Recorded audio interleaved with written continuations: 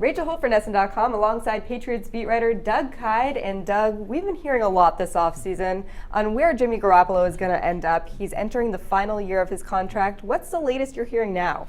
Yeah, the report is that the Patriots are not expected to trade Jimmy Garoppolo at this point, which does come as a bit of a surprise. That's what ESPN's Adam Schefter said this morning. And we have heard this from other people. Michael Lombardi said that he didn't expect the Patriots to trade him. It came out from some other reporters on ESPN and other outlets. But when Adam Schefter says something like this, you have to start to take it a little bit more seriously and start to think that there's a higher probability that they don't move him than if they do at this point. The Patriots are known for their unique negotiating tactics, I guess you could say. Do you believe this?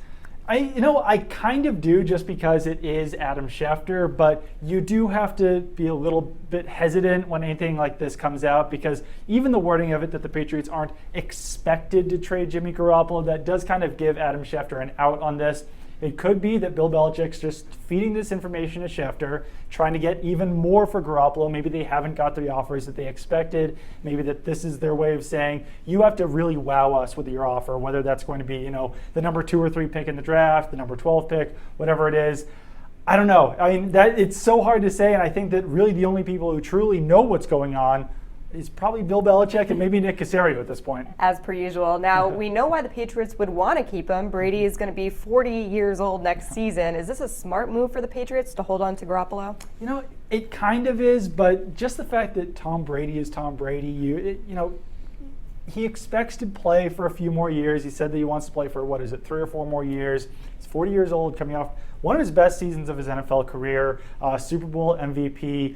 I don't know, because there's also reports out there that the Patriots want to extend Tom Brady. So I don't think that those things kind of run in contrast with one another, to keep Garoppolo around while also extending Brady. So at some point I feel like they have to make a choice on this, because you can't pay those guys $40 million every season combined to just keep them around. So I don't know. I'm kind of at a loss on this. I know it's not very helpful, but it's just so confusing trying to work out how all of this plays out down the road if they do hope to keep Garoppolo around.